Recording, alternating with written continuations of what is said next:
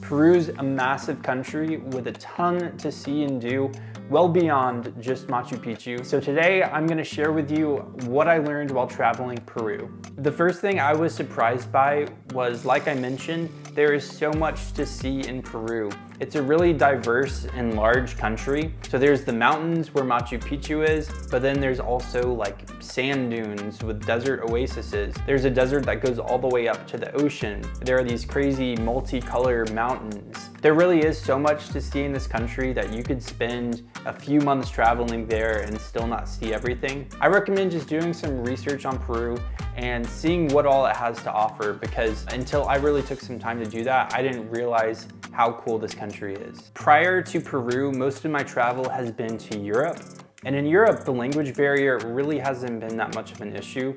Maybe just in a few like remote locations in Italy or something. But in Peru, we did find that it is pretty important that you know some Spanish when you're traveling there, especially the further you get away from like Machu Picchu, where most of the tourists go.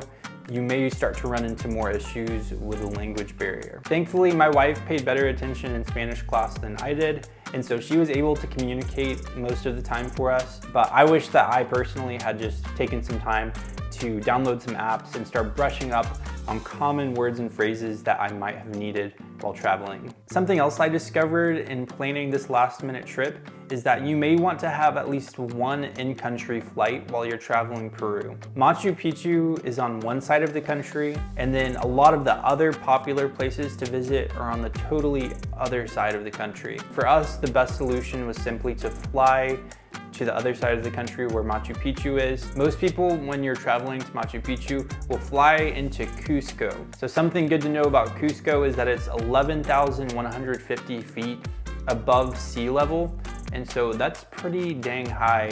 And so altitude sickness is an issue for a lot of people when they fly into that high of an elevation. If that is an issue for you, you can quickly travel on towards Machu Picchu, which is actually only at 7,900 feet above sea level. If you go to Peru, I'm gonna assume that you're gonna go see Machu Picchu. My wife and I traveled in the off season, and we were able to just get our tickets when we were there in Aguas Calientes, which is the town that everyone has to travel through to get to Machu Picchu. But everyone online recommends that you buy your tickets in advance, especially if you're not traveling in the off season. Machu Picchu only lets a certain number of people visit each day, and so if the day fills up and you don't have a ticket, then you're just out of luck and you'll have to reschedule a visit or just stick around a few more days and see if something opens up. So like I said, consider getting those tickets in advance. If you are traveling in the off season, something else I'll mention is that the weather is kind of a toss-up. So the off season in Peru is the rainy season. We were fortunate enough that it really only sprinkled a couple days out of our 9-day trip. I've heard accounts of people traveling in the rainy season where it's really heavy rain like all the time.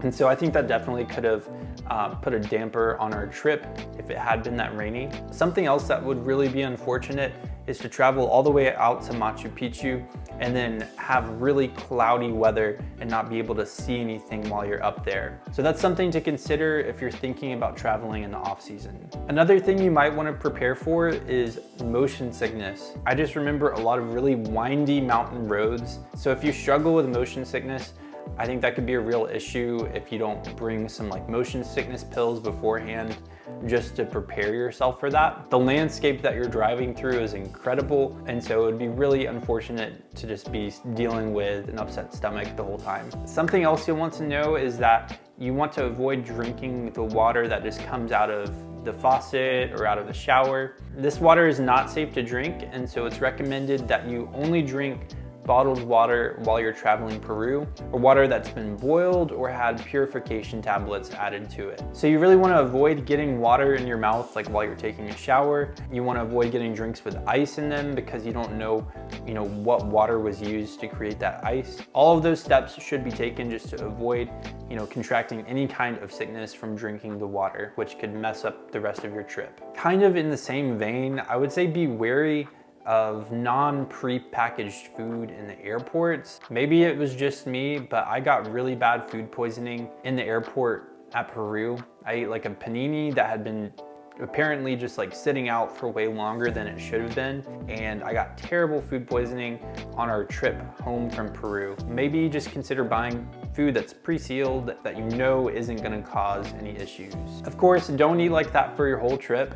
You wanna experience the local cuisine because that's a big part of traveling, but just make sure it's food that's like being cooked right before you're gonna eat it, just to minimize the chances that you're gonna get some kind of food poisoning. So hearing that you can't drink the water in Peru, you might have the image in your mind that Peru is not very developed, but that isn't the case. Everywhere that we traveled, we had internet access. That was really important for us because we really hadn't planned that much beforehand. So we were planning day by day, basically, what we were doing. So in addition to the ancient ruins of Machu Picchu, there are a lot of other ruins sites that you can visit when you're traveling Peru. Something just to keep in mind is that you do have to pay to visit these other ancient ruin sites. The price will vary. I don't think it was usually that incredibly high, but that is something just to factor into your budget if you are planning to visit a lot of these ancient ruins. Something else you might be surprised to learn is that as far as getting around in cities, Uber is a viable option for you, and it's usually cheaper than taxis. We took an Uber, I think just once while we were traveling, but it was a good experience. Like the driver had good reviews and everything. Another benefit of Uber is that you can just use a credit card to pay and you're not having to use cash. But if you've never thought of Peru as somewhere you'd like to visit, again, I just suggest doing some research on it. I think it's a really underestimated country, especially here in America. If you got anything useful from the video today, please give me a thumbs up. Consider subscribing for more weekly travel inspiration and tips, but I'll see you guys in the next video.